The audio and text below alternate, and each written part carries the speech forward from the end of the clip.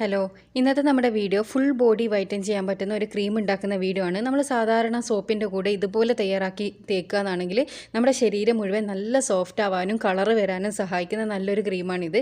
ഇതെങ്ങനെ തയ്യാറാക്കുക എന്നുള്ളത് നമുക്ക് വീഡിയോ കാണാം. അപ്പോൾ ആദ്യം തന്നെ നമുക്കിതിനായിട്ട് വേണ്ടത് ഓറഞ്ചിൻ്റെ തൊലിയാണ്. അപ്പോൾ ഈ ഒരു തൊലി നന്നായി കഴുകി എടുക്കണം. നമ്മൾ അതിലൊത്ത് എന്തെങ്കിലും മരുന്നെല്ലാം അടിച്ചിട്ടുണ്ടെങ്കിൽ അതെല്ലാം പോക്കണം കേട്ടോ. അതിനുശേഷം നമ്മളൊരു പാത്രത്തിലേക്ക് ഇതൊന്ന് മുറിച്ചിട്ടിട്ട് കൊടുക്കുക. ചെറിയ പീസസ് ആയിട്ട് കട്ട് ചെയ്തിട്ട് കൊടുക്കുക. കാരണം നമുക്കിത് നല്ലോണം ഒന്ന് തിളപ്പിക്കാനുള്ളതാണ്. അപ്പോൾ ആ കഴുകുന്ന കാര്യം പ്രത്യേകം ശ്രദ്ധിക്കുക. നന്നായി കഴുകി എടുക്കണം. അല്ലാന്നാണെങ്കിൽ അത് അറിയാലോ, ഒരുപാട് മരുന്നെല്ലാം ചിലപ്പോൾ അടിച്ചിട്ട് വരുന്നതായിരിക്കും. ഇനി ഞാൻ ഇതിലേക്ക് ആഡ് ചെയ്ത് കൊടുക്കാൻ പോകുന്നത് അരിപ്പൊടിയാണ്. ഒരുപാട് പേർക്ക് ഡൗട്ട് ഉണ്ടാവും, പത്തിരിൻ്റെ പൊടി എടുക്കാവോ, ആ പൊടി എടുക്കാവോ, ഈ പൊടി എടുക്കാവോ, കുറേ ഡൗട്ട് ഉണ്ട്. അപ്പോൾ ശ്രദ്ധിച്ച് പറയുന്നത് കേൾക്കുക നിങ്ങൾ. അതിനുശേഷം കമൻറ്റ് ചെയ്യുക. ഞാൻ സാധാരണ വറുക്കാത്ത അരിപ്പൊടിയാണ് എടുത്തിട്ടുള്ളത്. പുട്ടിൻ്റെ പൊടി എടുക്കരുത്, നല്ല ഫൈൻ ആയിട്ടുള്ള അരിപ്പൊടി ആയിരിക്കണം. അപ്പോൾ ഞാൻ എടുത്തിരിക്കുന്നത് വീണ്ടും പറയാണ്, പച്ചരിപ്പൊടിയാണ്, വറുക്കാത്ത പച്ചരിപ്പൊടി. അതിലേക്ക് ഞാൻ 2 ഗ്ലാസോളം വെള്ളം ഒഴിച്ചു കൊടുക്കുന്നുണ്ട്. അപ്പോൾ നമുക്കിത് നല്ലോണം മുങ്ങി നിൽക്കുന്ന പാകത്തിലുള്ള വെള്ളം വേണം കേട്ടോ. അപ്പോൾ ഞാൻ 2 ഗ്ലാസ് ഒഴിച്ചേരം തന്നെ അതങ്ങനെ മുങ്ങി നിൽക്കുന്ന പാകത്തിനായിട്ടുണ്ട്. അതിനനുസരിച്ച് നിങ്ങൾ വെള്ളം ഒഴിച്ചു കൊടുക്കുക. അതിനുശേഷം നമുക്കിതൊന്ന് മിക്സ് ചെയ്തെടുക്കണം. നമ്മുടെ അരിപ്പൊടി നന്നായിട്ടൊന്ന് മിക്സായി കിട്ടണം, അല്ലെങ്കിൽ കട്ട പിടിച്ചോ നമ്മളിത് ചൂടാക്കി എടുക്കുന്ന സമയത്ത്. അപ്പോൾ ഇത് നന്നായിട്ടൊന്ന് മിക്സ് ചെയ്തെടുക്കുക. അപ്പോൾ ഇത് നിങ്ങൾ ഉണ്ടാക്കി വെച്ചാൽ ഒരാഴ്ചയിൽ നിങ്ങൾക്ക് ഫ്രിഡ്ജിൽ സൂക്ഷിക്കാൻ വേണ്ടി പറ്റും. ഇത് ഉപയോഗിക്കുകയാണെങ്കിൽ നല്ല സോഫ്റ്റ് ആകുമ്പോൾ നല്ല കളറും വരും.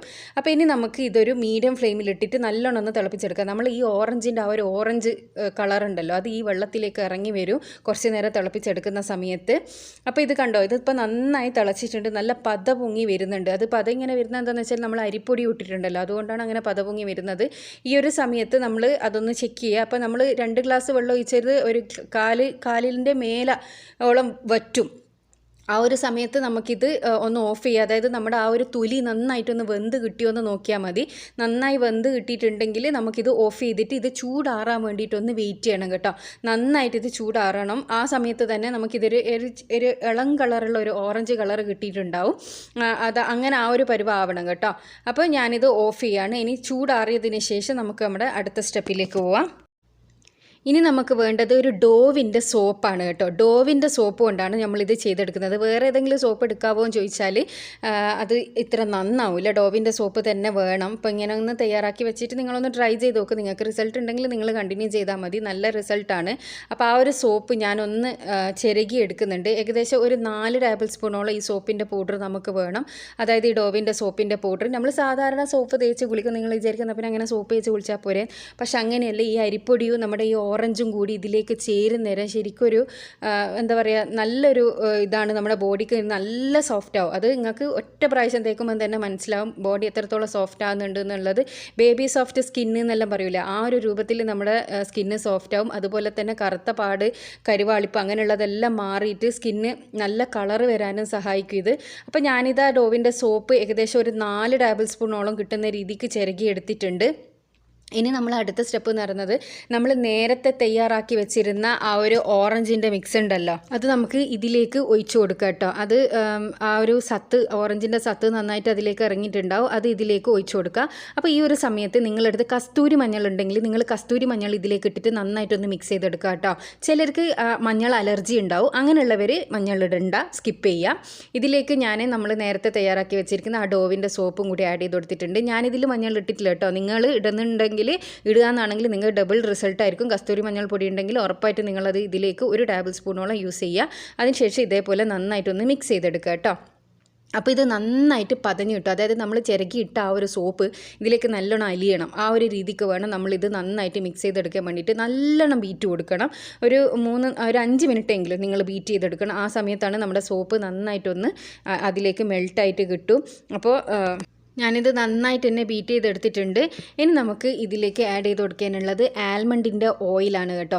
ആൽമണ്ട് ഓയിൽ ഇതിലേക്ക് യൂസ് ചെയ്യുക. അതെന്തിനാന്ന് വെച്ചാൽ നമ്മൾ ഈ വിറ്റാമിൻ സി സെറയിൽ ഉണ്ടാക്കിയ, അതായത് ഓറഞ്ചിനെ കൊണ്ട്, അതുപോലെ നമ്മളെ ഈ ടൊമാറ്റോ ജ്യൂസിനെ കൊണ്ടുള്ള സെറയിൽ ഉണ്ടാക്കിയാൽ അങ്ങനെയുള്ളവർ, ഈ ഡ്രൈ സ്കിൻ യൂസ് ചെയ്യുന്നവർ, അത് പെട്ടെന്ന് സ്കിന്ന് ഭയങ്കരമായിട്ട് കൂടുതൽ ഡ്രൈ ആക്കും. അപ്പോൾ അങ്ങനെയുള്ളവർ ഈ ഒരു ഓയിൽ ഇതിലേക്ക് ആഡ് ചെയ്ത് കൊടുക്കുക. ആൽമണ്ടിൻ്റെ ഓയിലിന് പകരം നിങ്ങൾക്ക് വിറ്റാമിൻ ഇ ക്യാപ്സ്യൂൾ വേണമെങ്കിൽ യൂസ് ചെയ്യാം.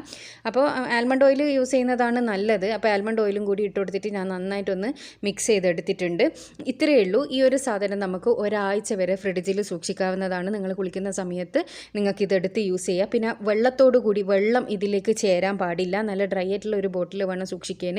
നിങ്ങൾ കുറച്ചൊരു പാത്രത്തിലേക്ക് എടുത്തിട്ട് വേണം ബാത്റൂമിൽ പോയിട്ട് ഇത് യൂസ് ചെയ്ത് കുളിക്കാൻ വേണ്ടിയിട്ട്. മുഖത്തും ശരീരത്തിലും എല്ലാം നിങ്ങൾക്കിത് ദിവസവും യൂസ് ചെയ്യാൻ വേണ്ടിയിട്ട് പറ്റും. ഇത് ഞാനൊരു ബോട്ടിലേക്ക് ഒഴിച്ച് കൊടുക്കുകയാണ്. നല്ലൊരു ഒരു കണ്ടെയ്നറിൽ നിങ്ങൾ ഒഴിച്ച് സൂക്ഷിക്കുക. അല്ല എയർ ടൈറ്റുള്ള കണ്ടെയ്നർ ആണെങ്കിൽ അതാണ് ഏറ്റവും ബെസ്റ്റ്. നല്ല പാത്രത്തിൽ ഒഴിച്ച് സൂക്ഷിക്കാൻ വേണ്ടിയിട്ട് ശ്രമിക്കുക. അതിനുശേഷം എന്താ ചെയ്യേണ്ടതെന്ന് വെച്ചാൽ, സാധാരണ നമ്മൾ കുളിക്കുമ്പോൾ എങ്ങനെയാണോ സോപ്പ് തേക്കാറ് അതുപോലെ നമ്മുടെ ശരീരത്തിലൊന്ന് തേച്ച് പിടിപ്പിക്കുക. ഒരു തേച്ച് പിടിപ്പിച്ചിട്ട് അറ്റ്ലീസ്റ്റ് ഒരു 2 മിനിറ്റെങ്കിലും നമ്മളതിങ്ങനെ ഫുള്ള് ബോഡി മസാജ് ചെയ്ത് പിടിപ്പിക്കുക.